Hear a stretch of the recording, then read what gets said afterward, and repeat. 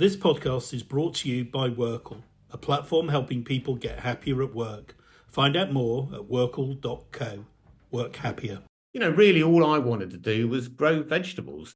This was the 80s, and if your shoulder pads were big enough, you could do anything. I felt so much more comfortable talking to those farmers about farming and food than I ever did trying to flog the highly dubious services of a company that I worked for. That moment, I just said, no, I don't want this, and said, I'm leaving. I wanted to go and make my own way in the world.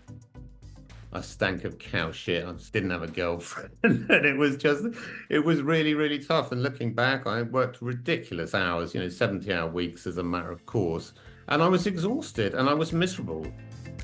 Welcome to the Happy Work Life podcast, where people with inspiring careers reflect on how happy they have been in their working lives. On this podcast, we hear from a range of people working in business, startups, science, academia, media, healthcare, fashion, and much more, and find out which roles gave them the most satisfaction and, importantly, what they have done to get happier at work. So, sit down with me, Mark Price, founder of WorkL, to help you get happier at work. WorkL is the platform where you can find a job in the happiest companies, take our happiness test, network, and get career support from experts, and much, much more. On this edition of the Happy Work Life podcast, I'm delighted to be joined by Guy Singh-Watson. Now, Guy set up Riverford Organic. He started it over 30 years ago as a farmer who saw an idea to deliver veg boxes locally and then nationally. He's twice won the BBC Radio 4 Farmer of the Year award. He knows everything there is to know about organic farming. He believes strongly that organic food should be for everybody, not just for the elite. Beside all those remarkable things, including building Riverford Organics, he also, in 2018, decided that he was going to sell the business to his employees at a knockdown price. He sold at the time about 3/4, and then as recently as May 2023, he sold the remainder. And now Riverford Organic is 100% employee owned, thanks to the generosity of Guy. Guy, it's really lovely to have you on the podcast. You've done some incredible things in your life, but I want to start, if I can, in your early years. Was there anything in your background growing up that led you to believe that you were going to be a farmer and grower and then become a retail entrepreneur and ride on the wave of the internet? And then do remarkable philanthropic things in terms of ultimately what you decided to do with your business. So was any of that in your early days? I think it was all laid down pretty early. Of course, I was unaware of it, but I mean, it was laid in terms of I always wanted to be a farmer because that's what my dad did, and that's, I guess, where status was in our household. It was all around getting things done. And I just wanted to be involved with the farm from, as early as I could remember, as early as I could walk, really. And I do love the farming industry. I love growing food. I love its sort of tangible nature. The sort of values of wanting to do that, not just for the benefit of myself, but wanting to do something which was valuable to others, I think also came from my parents. I think they were part of that post-war generation that was responsible for the welfare state and the NHS and so on. They wanted to create a world fit for heroes. And I think they felt that they had to work together to do that. And I think that's what led my dad to become a farmer at a time of food rationing. So it was inculcated in, I'm one of the youngest of five, it was inculcated in all of us around the kitchen table that we should do something useful with our lives. And being useful was not measured in how much money you could make. It was measured in how much value you could be to others, really. And so do you remember working on the farm from your kind of earliest years? Yeah. Oh, absolutely. I can. I was out, helping feed the calves and muck out the pigs from, as I say, as soon as I could get my feet into a pair of wellies, and as were my 4 siblings. And what about school? How did you find school? Well, I was incredibly lucky to go to progressive primary at Dartington, just down the road, which had an incredibly enlightened approach to education. We had the Dartington Hall College and School which was a sort of free school, private fee-paying school, but some of that ethos, I think, rubbed off on the state primary, and it was just a wonderful place to grow up. And I was actually chronically dyslexic, but I think it's a great credit to my teachers that I didn't really know that until I got to secondary school, because I was not, I wasn't branded a failure, despite the fact I insisted on writing from right to left for quite a long time. So you're another great example of somebody with dyslexia who's had an incredible business life. Yeah, but that is a very common tale, isn't it? But yeah, I am. I don't know what it is about something having to find your own workarounds for things from a very early age is probably quite a good training for being an entrepreneur and doing things your own way. So when you got to the end of your school days, what was in your head then? Was it always I'm going to go into farming? Was it that clear for you? I think I was going through a bit of a teenage rebellion at that time, and maybe I did want to get off the farm. I almost joined the Merchant Navy. I almost became a policeman, actually, and then I applied for medical school, but in the end, at the last minute, decided that I wanted to do agriculture and applied to Oxford and got in and studied agriculture and forestry sciences there, which was perhaps a strange place to do it, but it was actually, it had a big sort of ecological basis to the course, which I think stood me in pretty good stead, actually, for being at the cutting edge of organic farming. And tell us about that, because I mean you are very much a pioneer in organic farming, and you've won so many awards, so many ethical awards, BBC Farmer of the Year twice. So when you were at university and you were studying those things, how did that shape your views about not just your future but the future of food? I wasn't massively aware of it at that time. I do remember at university being particularly interested in the ecological aspect of it. So things like integrated pest management, which, trying to understand the ecology of the pest and the plant rather than just trying to obliterate it with chemicals. That did seem to appeal to me. I was always interested in agriculture's place in society, I suppose, and how that had developed over time. But I don't remember a big sort of rejection of conventional agriculture, I suppose. I mean, by that time, my father was reevaluating how he had farmed. I mean, he'd been at the cutting edge of what was the Green Revolution in the 60s, and we'd even been a demonstration farm for ICI. But by the time we got the 70s and 80s, he was seeing the effect that was having on the soils on the farm. We have some pretty marginal, not massively inherently fertile land, and it was going backwards. And he was looking around for other ways of farming. He was never an organic farmer, but he was supportive of my transition to being organic. And in terms of then the end of your university days, was it sort of set in stone that you would go back to the family farm? Is that what you had in mind at that point? Well, my father always wanted to let us do what we wanted to do in our lives, so there was never any overt pressure. But I think sort of underneath there was a thing that this was the most valuable thing you could possibly do with your life. And indeed, all five of us are back on the farm now, 40 years later, 40, 50 years later, running our various businesses and so on. So that's probably a reflection of the values they instilled in us. But I came back to the farm more or less straight from university. And there was a couple of years of vying with my older brother, who was also up for and taking on the tenancy. It was Church of England tenancy.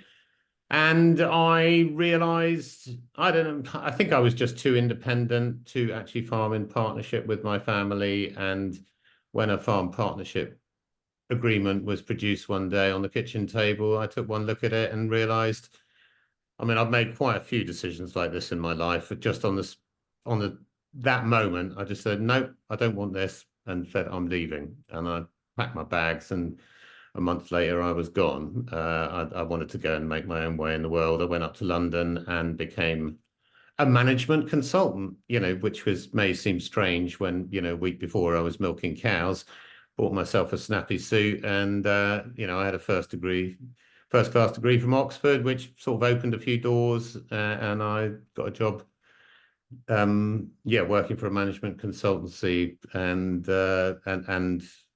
I worked there for a couple of years and had a fairly meteoric rise. And I think it was only about a year after joining, I was sent to New York to open their New York office. I mean, it seems incredible, doesn't it? But this was the 80s. And if your shoulder pads were big enough, you could do anything. And that's such a huge change to leave that bucolic farm in Devon, which I'm very lucky to have visited, and make your way to London and then New York. Did you at any moment when you were in those big cities consulting regret the step you'd taken? Did you look back and think, I'm really missing agriculture, or had you moved on mentally at that point? Yeah, I've never been that much of a sort of planner. I just sort of did it until I couldn't do it anymore. It was just making me miserable. I mean, I started taking way too many drugs when I was in New York because that was the lifestyle and it was fun. But it wasn't me. I was never happy doing all that stuff. And as a matter of fact, I was living with a girl on Union Square in Manhattan, and outside her apartment, there was the Union Square Farmers Market. So I'm going back to the mid 80s now. It was very early days for farmers markets. And I found myself just chatting to the farmers there, who were the sort of radical pioneers of organics in the States. And that was where I felt at home, actually. And that was quite formative. So when I did eventually resign from my job, I went and sailed boats for a bit and then came back to the farm.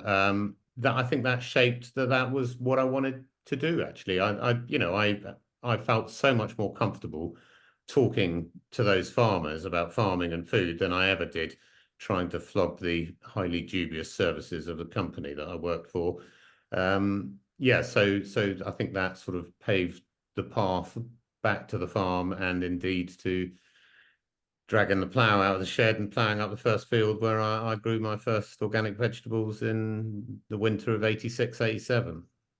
And before we talk about that, the return home, just for those people listening who are either in management consultancy or thinking of going into management consultancy, what are your reflections of that job? Which sort of characters do you think it best suits?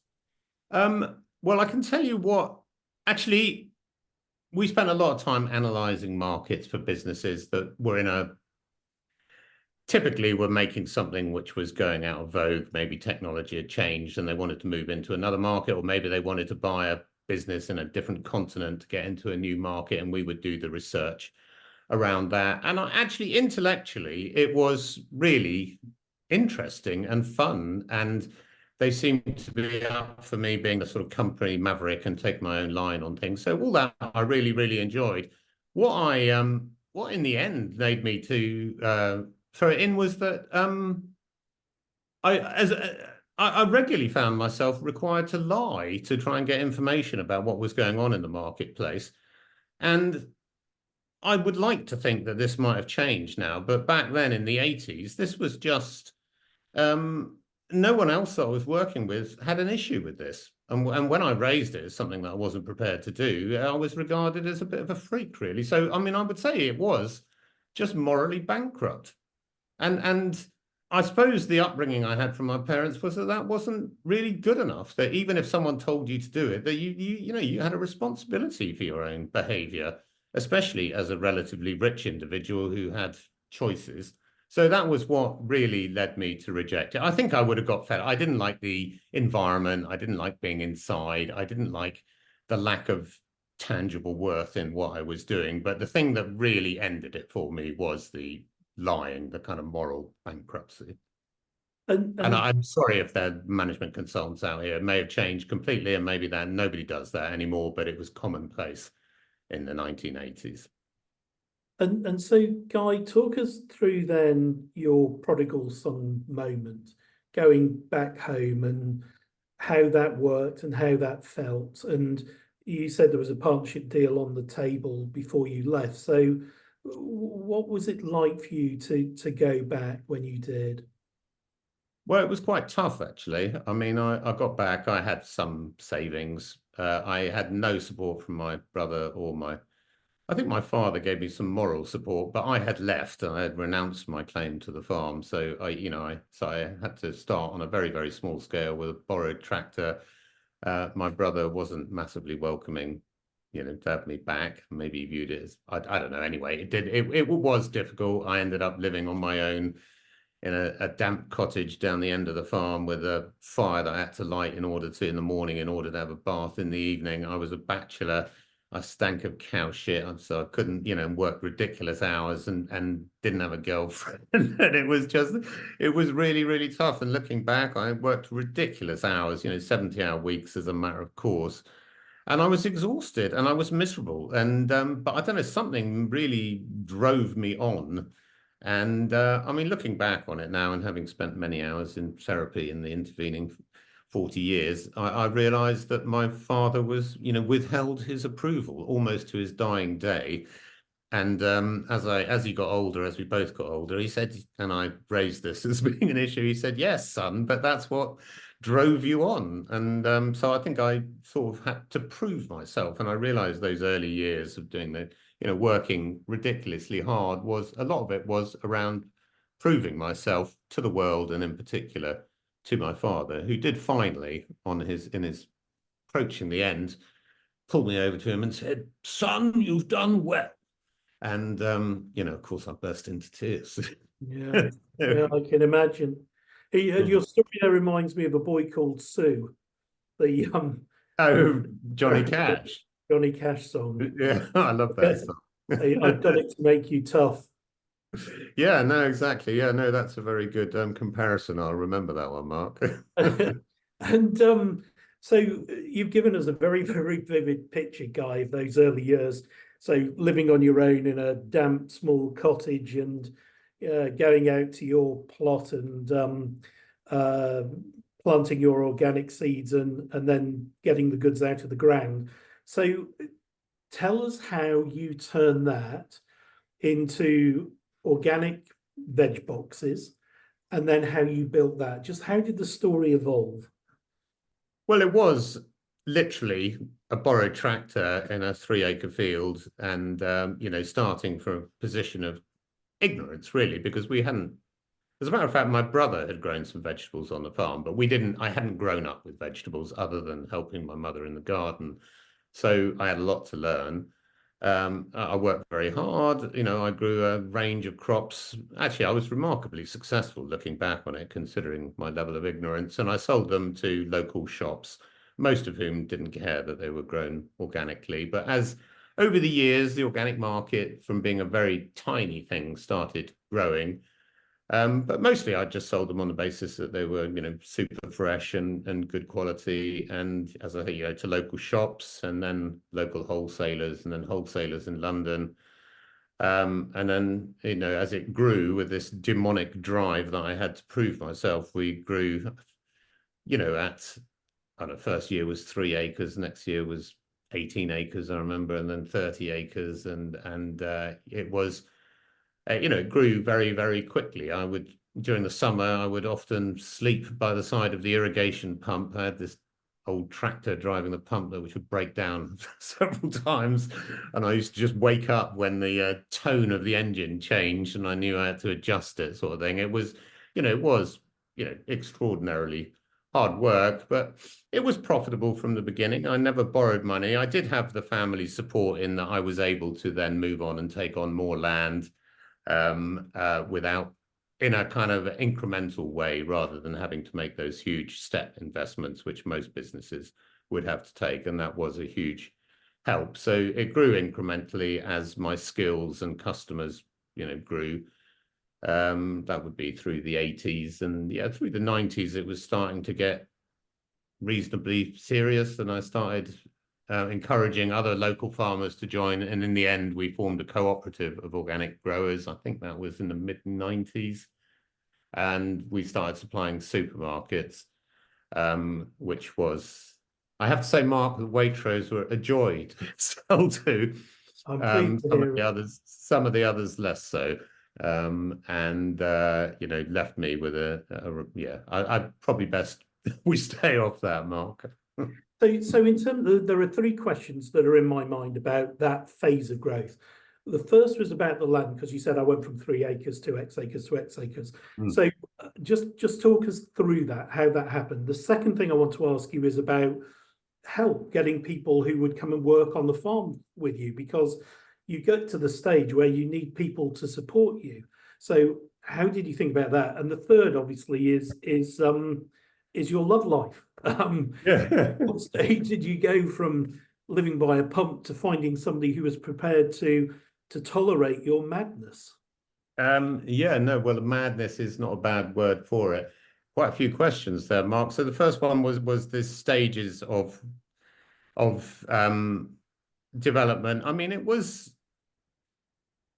quite a simple business in many ways. I was delivering vegetables out of the back of my car to start with, and then a beaten up old van, and then a pickup to local shops. I mean, I think I always had a sense for the sort of marketing of it, because from a very early stage, I was persuading shops to put up boards explaining what organic was, and I guess probably about year 5, my sister, who had worked in marketing in London for a bit, said, "What you need to be doing now, Guy, is developing a brand." And Mark, I can tell you, I had no idea what she was talking about. I mean, which in this, an era now where we're all surrounded by brands, and I think everyone's very aware of it. Back in the late 80s, it wasn't a thing, and but anyway, I had to start developing this image of what my business was about and conveying it to my customers and potential customers. And somehow I think I've always been very good at that. I'm not quite sure why, but telling the story behind the food has been something that I've always been pretty good at. You asked about the people and having to, inevitably as it grew, having to employ people. Yeah, it did. I mean, to start with, it was friends and siblings and waifs and strays, of which we seem to have quite a few around South Devon, and it was pretty ad hoc. And then I took on my first full-time employee, I think, and then my second one, who is still with me today, actually. So, I think from quite early on, I came to appreciate that businesses are really about people, and also that I had to try and find. I think I quite early on became appreciative of what I was good at and what I wasn't good at. And one thing I haven't been good at over the time is actually managing people. I'm a bit too inconsistent and perhaps a bit too impatient. And it's I've had to learn the value of positive feedback and so on, and actually the value of taking the time to give people all the skills and information they need to be able to do a job properly, which I have to say my father was absolutely appalling at. He just believed that attitude was the thing. And if someone had the right attitude, they could do anything, and show them a tractor and a bag of seed and they'll be able to go off and sow a field. Well, without any instruction about how to do it. I think I've inherited some of his faults. So it was really important to find people that were good with people. And actually, one of that first employee who is still with me was very good at managing people, which was great because I could pass it over to him. And as the time's gone by and the business grew, it became more and more the case that I couldn't just lead by shouting at people or leading by example or whatever. That you had to sort of understand what this business meant to other people and make sure that they got what they wanted from it as well. And I think I'm quite good at understanding the importance of that. I'm much less good at actually delivering on it because I think I have a short attention span and inherently probably quite impatient.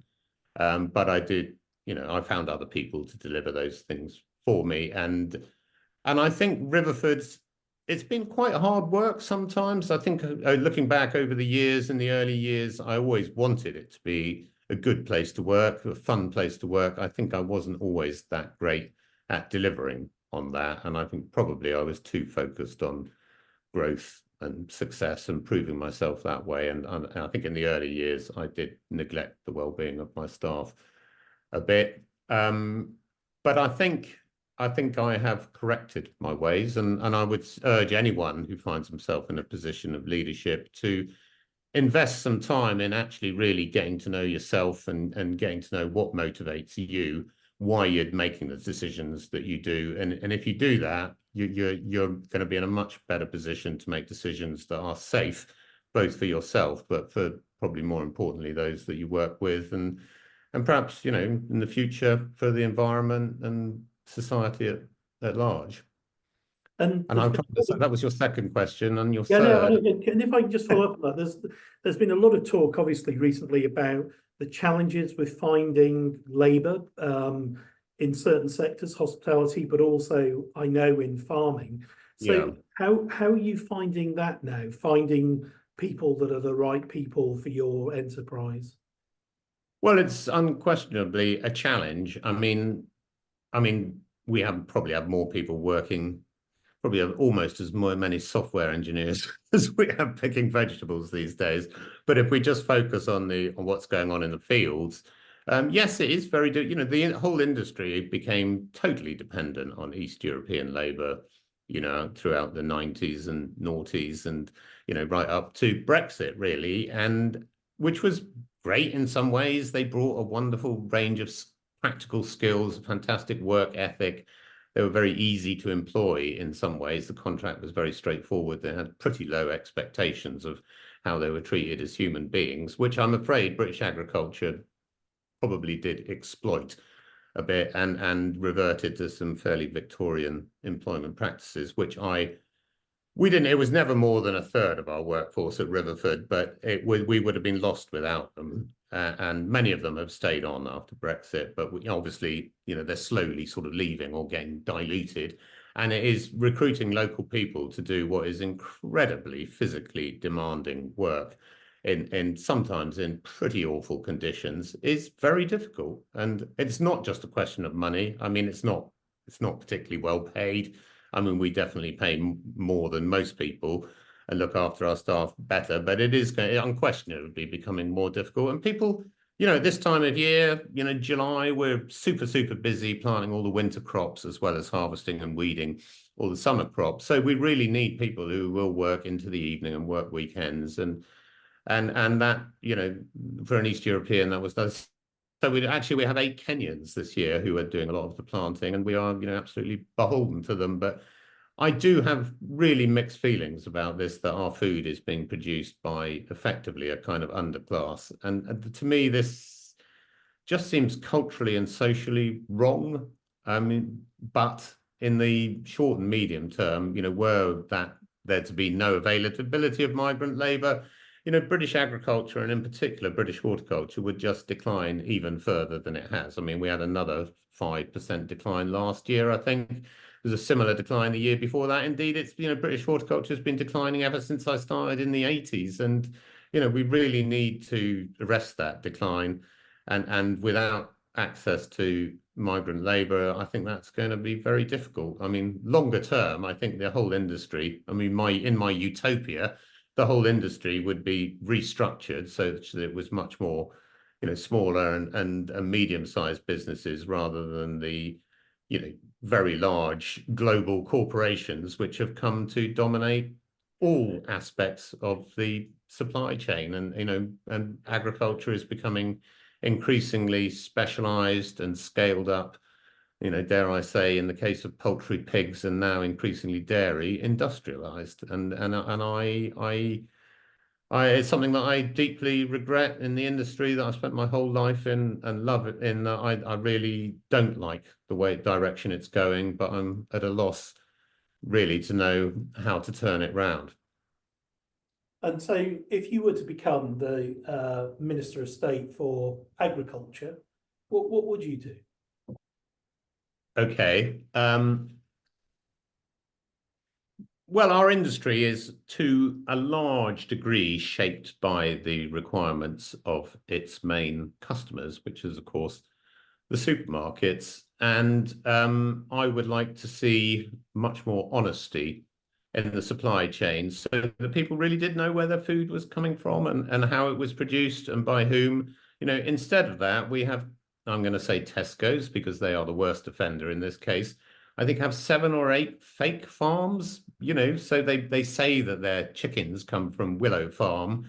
Willow Farm doesn't exist. Well, it does exist. Actually, there are lots of Willow Farms, but they're not the Willow Farm, which is the brand owned by Tesco's, which sells chickens, which the packaging would make you think were free range and that they were at least, produced by a family farm, Willow Farm or whatever. Are they hell? That, they're produced by, a large global corporate, or at least the production is largely controlled by Cargill.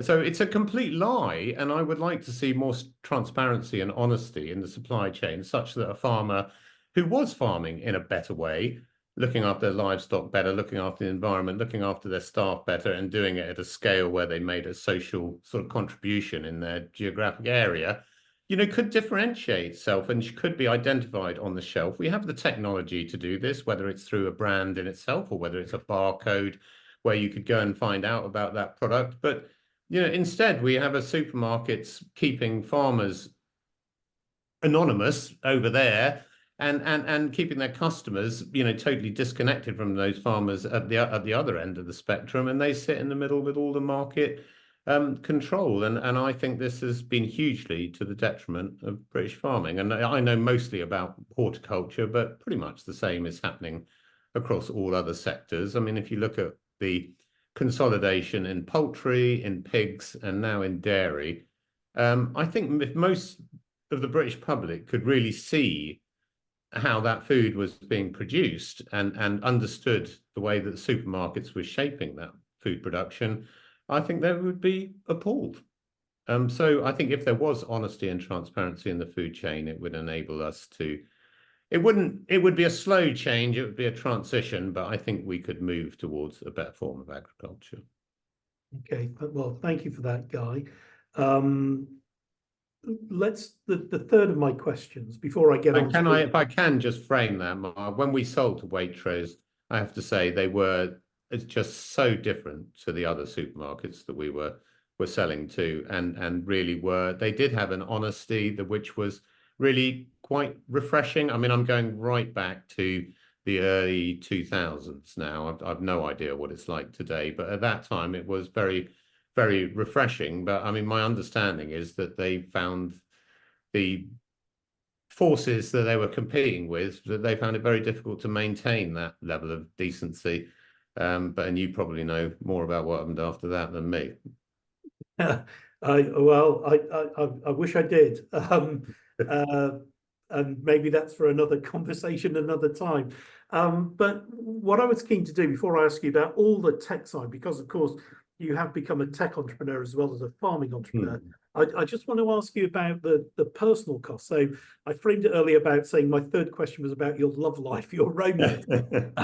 So talk about that, the personal pressures and trade-offs that you make and you made, and how you resolved all of that in your life. Yeah, well, my father was probably pretty much a workaholic who his only other passion was sailing, and he'd disappear for a couple of weeks a year and go sailing, but mostly it was just work, work, work, work, work. I followed in his footsteps. So I did marry at 30 and had 4 children, and through their early years, I put I say with some regret that the farm had the best of me, really. When my first child came back from hospital, with my wife, and the irrigation pump broke down. And I instead of, I would just, my crops were going to die, I went out and stripped down the irrigation pump and got it going again. And I remember the midwife coming down and round and tearing me off a strip, much for abandoning my wife, so as I say, the farm got the best of me. And my younger children, I think, the pressure came off a little bit as the business developed, got a bit more of me. But there were considerable, personal sacrifices, which I do, which I think my my children and my marriage bore the brunt of, and I do say that with some regret. I mean, I guess if I hadn't been so committed, I wouldn't have achieved what I have done. It's a balance. I guess I think I probably would defend the choices that I made, because I got there in the end, and I now have a fantastic life, a fantastic autonomy, and a fantastic second marriage, and I have pretty good relationships. I've recovered the relationships with my children on the whole, and I have a stepdaughter now, and I absolutely adore all five of them, and I got there in the end, but there was a fair amount of pain along the way, which perhaps I could have managed my life better. Yeah. And so let's talk now about you being a tech entrepreneur. So you started to ride the internet really from the start. You said about your sister seeing the opportunity for you to create a brand, and you created Riverford Organic, and then you had your veg boxes delivered locally, and then, of course, nationally. So just take us through the whole tech journey and how you found that and how you grew it. So I think we delivered our first veg box in 1993, and by the late 90s, we had our first website, and I think we developed our own database. There was no, you couldn't buy the software in that way. We had to have it written for us. I was incredibly lucky. I had a guy called Martin Swarbrick, who took care of all this for me and let me get on with growing the vegetables. And he was one of those sort of multi-skilled persons, people who seem to be able to do anything. And not only did he organize the database and the website, he actually also got us into franchising, which is actually how we delivered the boxes for 20 years or something, which was pretty successful at the time. So we did evolve from where the key skills were, growing a good field of potatoes, to the key skills being able to manage a database and design a website and have a good customer experience through all that. That was a transition which I don't know. I had no enthusiasm for it.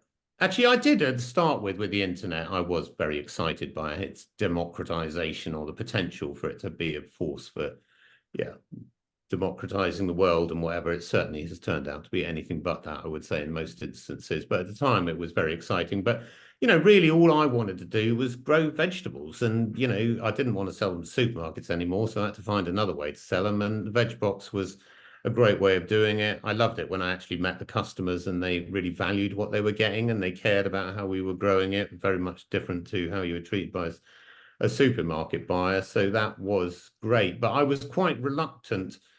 I think I can tell you it wasn't until it was I think it was about 2015 when I actually remember standing at a board meeting and saying, we are internet retailers, and these are the skills that matter, and we better catch up. And this is what matters more than growing potatoes. And we did, after, in the end, employ an incredibly clever guy out of the IT industry called Roger, who helped us catch up with what was going on around us with the IT, which had become so important to the business. And under his reign, we stopped using the companies that were just ripping us off, who were writing our software and so on, and employed people to do it ourselves.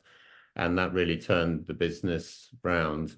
And without that, I mean, I think we'd already had 2 failed website launches, which had really brought us to our knees and threatened the future of the business. So it was a transition, and it was a completely chaotic transition. I mean, managing something that you know nothing about is really, really difficult. And I would say the management skills, in many areas are transferable, but there are 2 areas in life where I found they are definitely not. One is in running restaurants, which I have some experience of. Never try and run a restaurant unless you know about running a restaurant. It is one of those specialist things that you will be taken to the cleaners. And the other area is IT. If you don't know about IT, I mean, really trying to manage a team of IT professionals who have no respect for people who don't know more than them about this area, you're going to find difficult. So that was, yeah, and we had quite a hard journey of catch up. In fact, I think the chaos started in about, as I remember, about 2005 and continued almost until 2015 when we were really struggling to, the business was growing very quickly. Everyone's expectations of the internet were also growing. Whatever you did this year was no good next year. And it was just hugely demanding and stressful. And we were managing these people who were really doing their best, but, who were working in our IT department. I mean, they were out of their depth as well. So it was a very, very taxing, stressful time. And that kind of takes us, that journey into tech, takes us up to the moment when you gave virtually 3/4 of the business away at a knockdown price to your employees. So effectively, you sold the business for about a quarter, probably, of what it was worth to your employees. And as I said at the start, you finished that off in May 23 by selling the rest again at a knockdown price. So what was it that drove you to that quite amazing philanthropic act to have built this amazing business from you in a damp cottage with 3 acres to having lots of acres and a big internet business and being so well regarded for what you've achieved? How did you end up thinking, actually, I know I'm going to pass this to all the people who work in this business? Well, I'm one of those people who do their thinking off on their own. I do listen to other people, but then I go off on my own and I have to sort of figure it out for myself. So, and that, in my case, that would be working my way up a row of lettuces, hoeing them or planting them or something, which I still do today at 64. As a multimillionaire, that's still where I go to think. I mean, I'll go and do something practical and repetitive. So working my way up those lettuce rows, I started thinking about what sort of world I wanted to live in, actually. And I wanted my business to be run in a way that contributed to that. And I suppose I've probably always, I mean, I alluded to my parents' values, but I probably always had a political view somewhat to the left of centre, but not conventionally socialist, I suppose. I do also like business and respect what business can bring, but I didn't like the way most businesses were run, and i.e., solely for the benefit of the shareholders, developing shareholder value. And if we are honest, that's how businesses are run. I mean, that's more or less corporate law in most instances. There are a few restraints on it now with the additions to the report that but that's pretty much the truth of it. And I didn't like that. I didn't, especially as my business grew bigger and I could look around and I see its success was the result of lots of people's efforts and the loyalty of my customers and the hard work of the other businesses that were supplying Riverford by that stage. So I started thinking about, I wanted a business, and also was starting to get a bit familiar with the behavior of boardrooms by that time. And basically I didn't like it. I like businesses that are where the decisions are made by the people who are doing the work. And in many instances, I think the closer they are to the action, the better decisions they'll make. So all these things were going round in my head as I was hoeing my way up and down the lettuces. And I was sort of starting to design my sort of utopia, I suppose. And I came up with a model in my head where the business was owned by the customers, the suppliers, the staff who worked within it.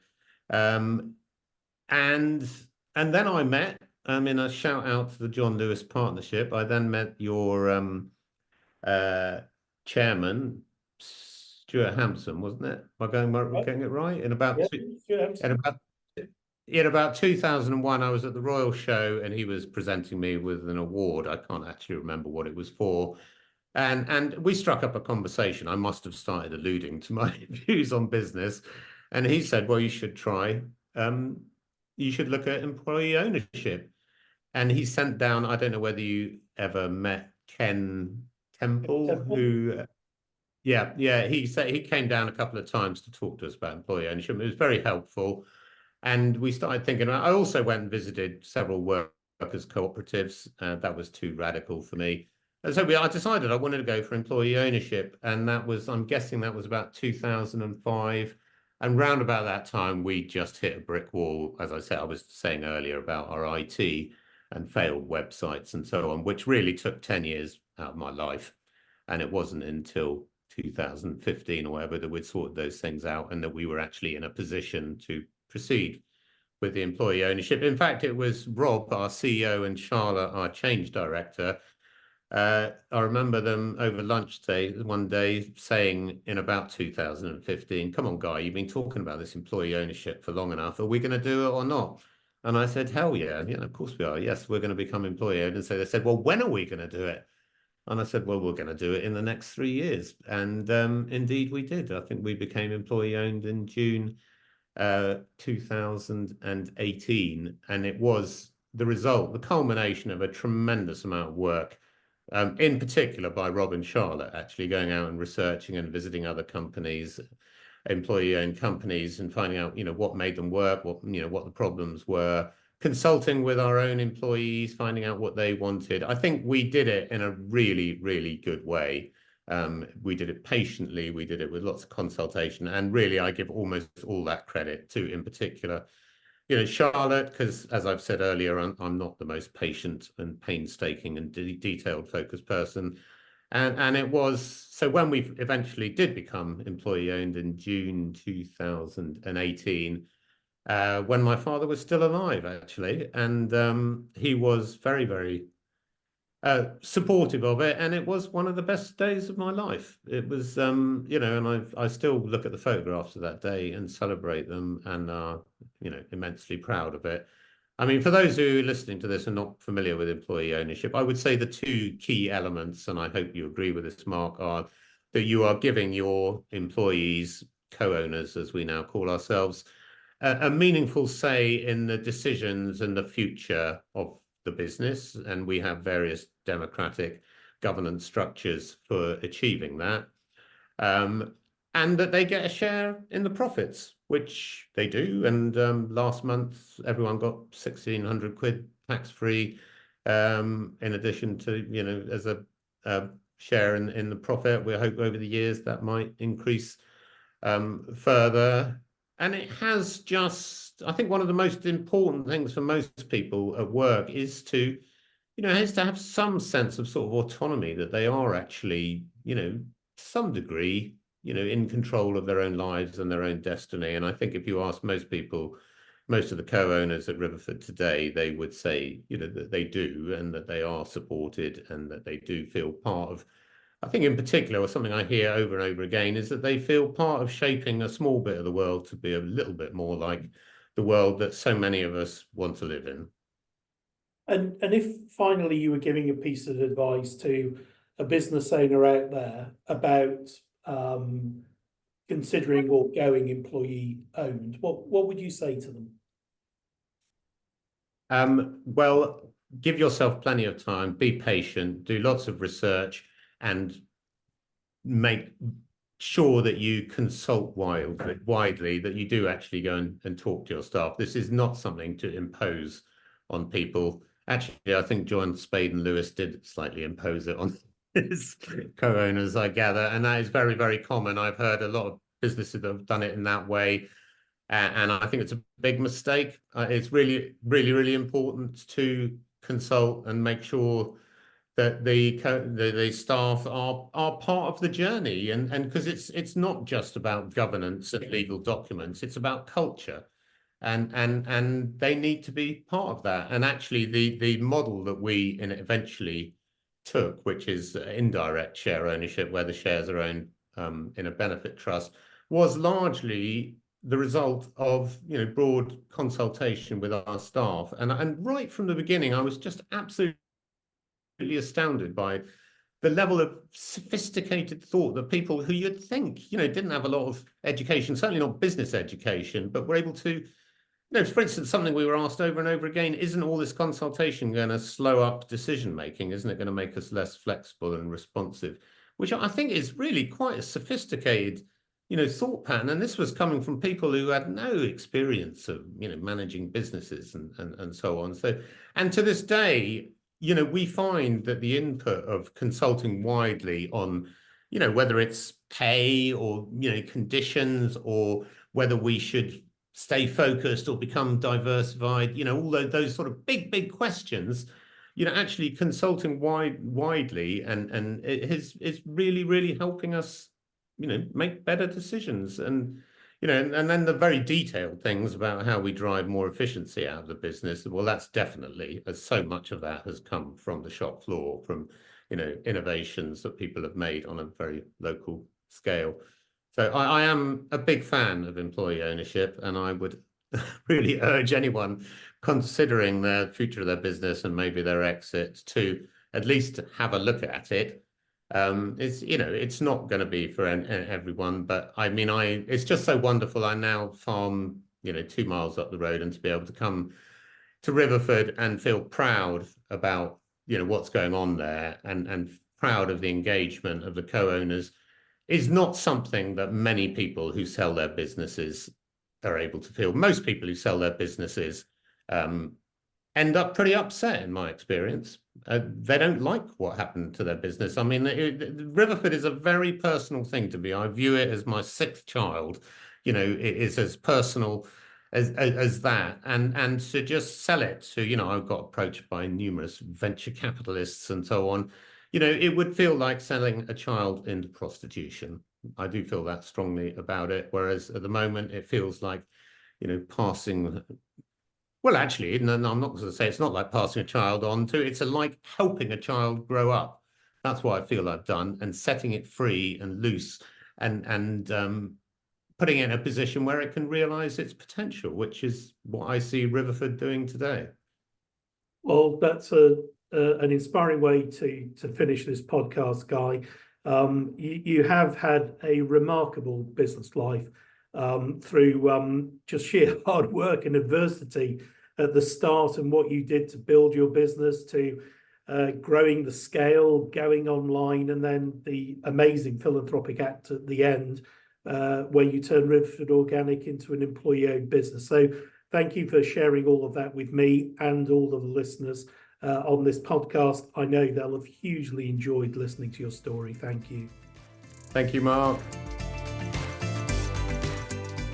To listen to more episodes and find out how to get happy in your working life, head to workl.co. Work happier.